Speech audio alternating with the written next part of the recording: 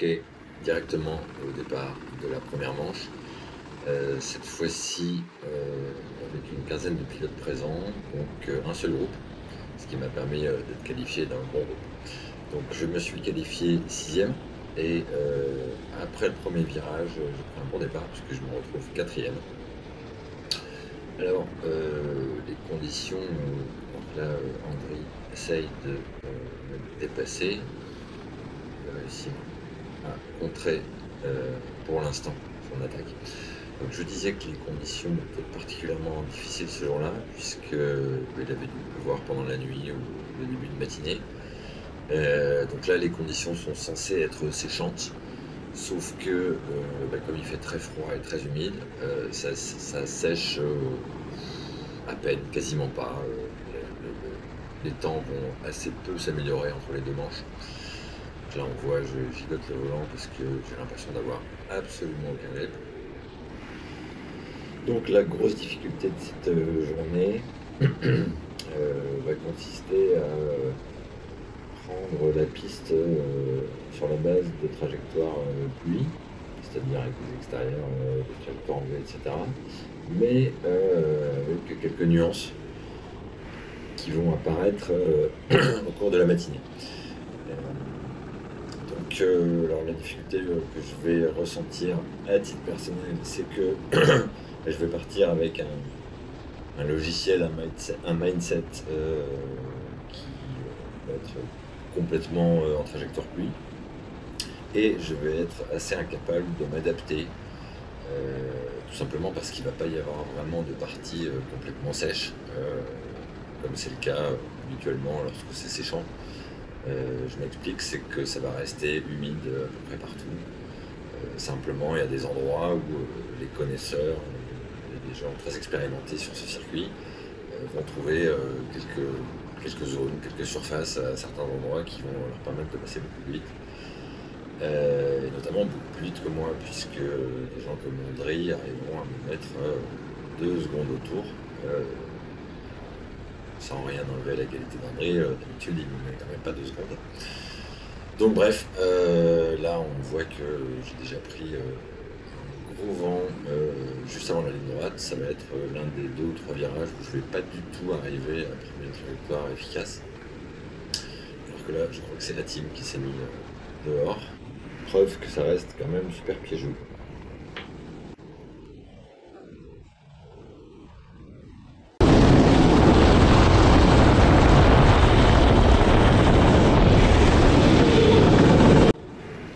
Voilà, là on voit que je suis en trajectoire complètement pluie.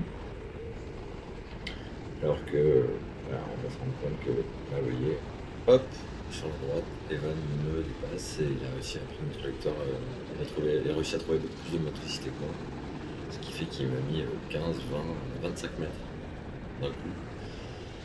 Et là, de toute façon, là, voilà, n'importe quoi, je vais prendre une trajectoire qui a plein de grippes, hein, c'est pas ça le sujet, mais je parcours tellement de distance, tellement plus de distance qu'une trajectoire. Vous voyez, là, on voit Evan qui a quasiment fait toute la ligne droite. Moi, je suis resté complètement englué dans le virage.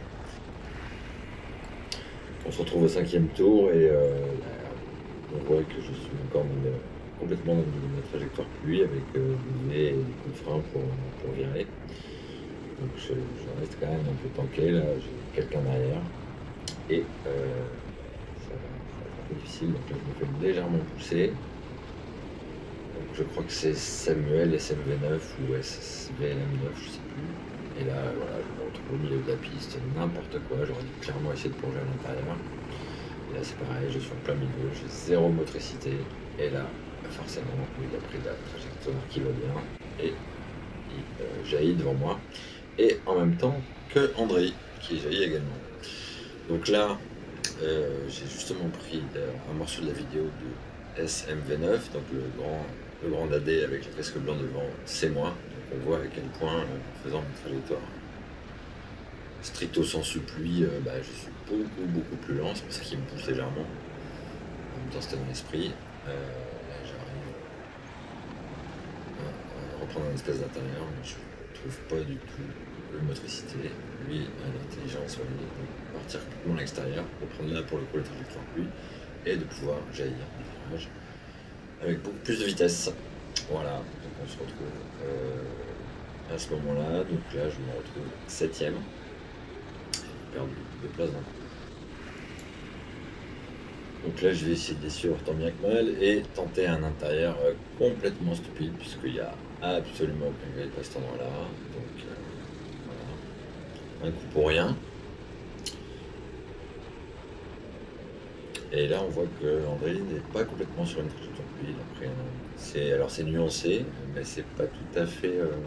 Disons que ça lui permet de parcourir quand même moins de terrain. Et là, je sais pas, on peut arriver à repartir un peu comme des balles, j'ai l'impression, alors que moi je reste un peu englué. Zéro motricité, voilà, au revoir. On se retrouve un peu vers la fin de la manche. Donc là, je fais une erreur grossière. Et je me fais dépasser, je crois, par Kevin, mais je suis pas sûr. Heureusement, il fait une petite erreur là. Et là, il en fait une autre, parce que je crois qu'il fait simplement un tête à queue. Encore une fois, c'est très piégeux. Mais c'était assez flagrant, en fait, le virage où il a réussi à me dépasser.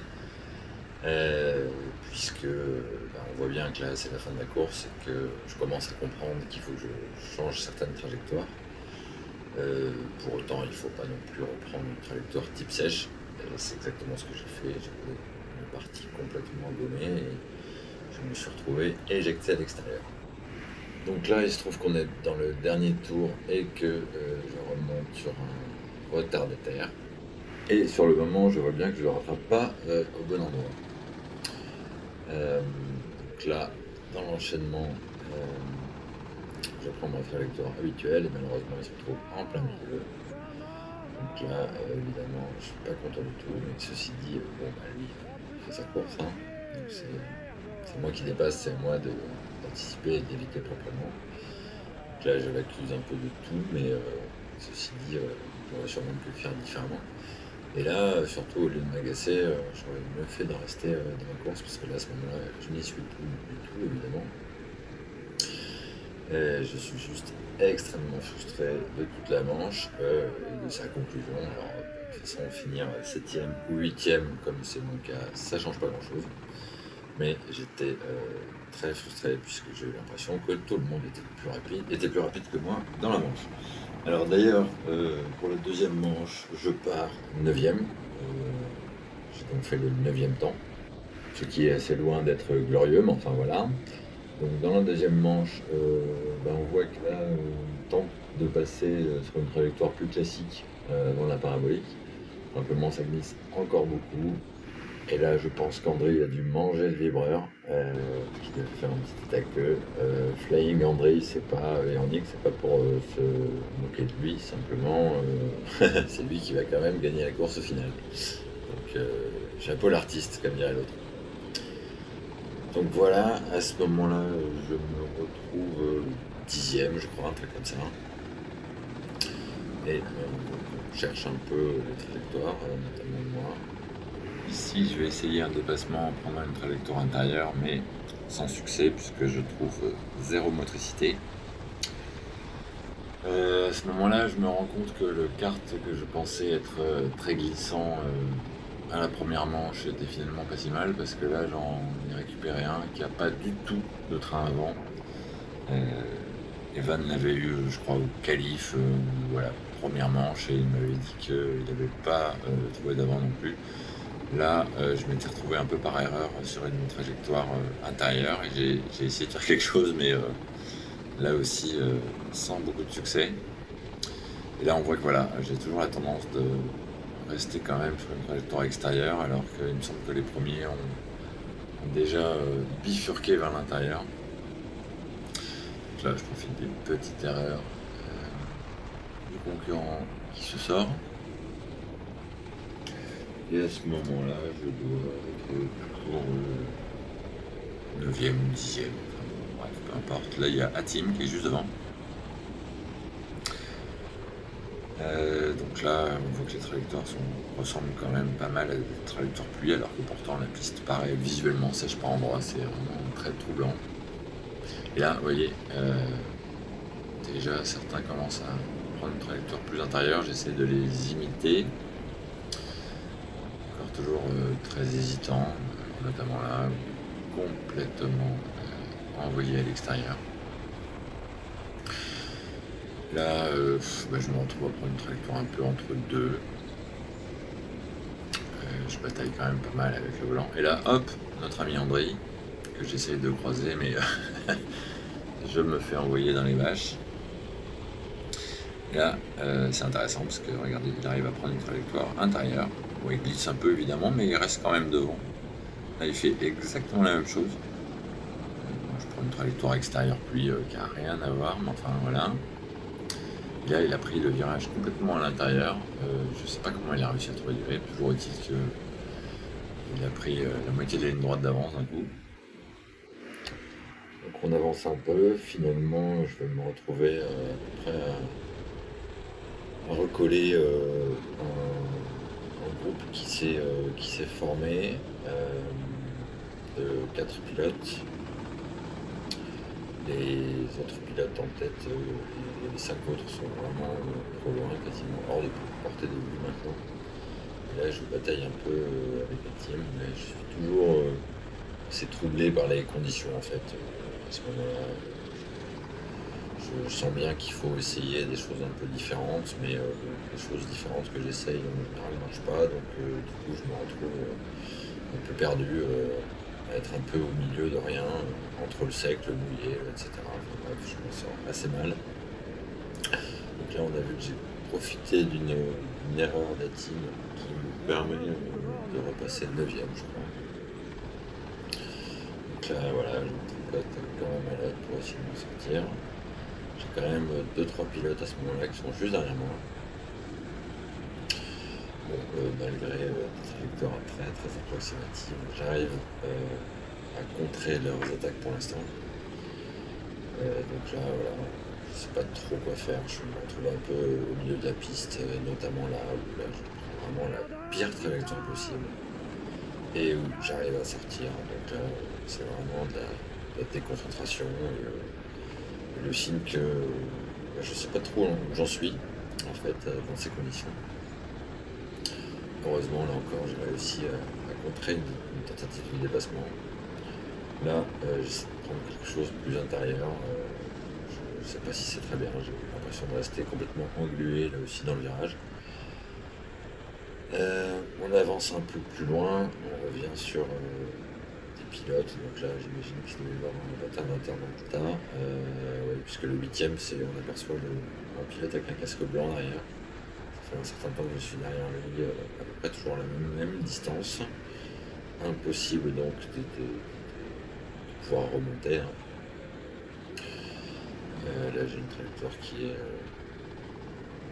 un peu plus naturelle pour le coup.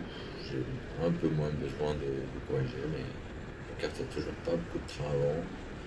Voilà, on voit que c'est quand même toujours assez limite. Et là, voilà, là, je prends une trajectoire qui au début est une trajectoire pluie, et puis finalement je reprends une trajectoire un peu plus normale. Je sais pas trop à quel point c'est efficace ou pas. La piste commence légèrement à sécher quand même à ce moment-là. Mais ça n'empêche pas de prendre des trajectoires encore complètement extérieures pour le moment. Sur le moment, encore une fois, j'ai beaucoup de mal à apprécier la façon dont la piste va réagir. Voilà, ça fait 2-3 virages que je me retrouve. Je reprends des trajectoires quasiment pluie. Ce qui n'avait aucun sens puisque, comme on voit, mon meilleur temps est de 1,21, c'est-à-dire à peu près 10 secondes plus rapide que quand le circuit est totalement mouillé et qu'on est en full trajectoire pluie. Voilà, donc là l'enchaînement, j'ai pas réussi à comprendre qu'il fallait que je le prenne sans trop utiliser le frein. Donc là, je pense que ça doit être plus ou moins le dernier tour. À ce moment-là, mine de rien, ça commence un tout petit peu à sécher. Là, on se retrouve quand même encore pas mal déporté. Et là, je remonte sur quelques retardataires. Là, il y a Atim qui est juste derrière moi. Et là, bam, voilà, il me met un petit bump. J'ai perdu un peu de temps avec mon retardataire. Et voilà, là, donc, je termine à la 9e place. Le petit check sympa avec les teams comme toujours. Donc on l'aura compris, une course très frustrante pour moi. Mais ceci dit, avec le recul, super intéressante. Parce que je n'avais jamais conduit dans des conditions très délicates et nuancées comme ça. Et ça m'a permis d'apprendre tout un tas de choses qui, j'espère, me serviront plus tard. En tout cas, bravo à André qui a fait une course incroyable pour avoir gagné après son tête à queue. Rendez-vous bientôt pour la manche de décembre.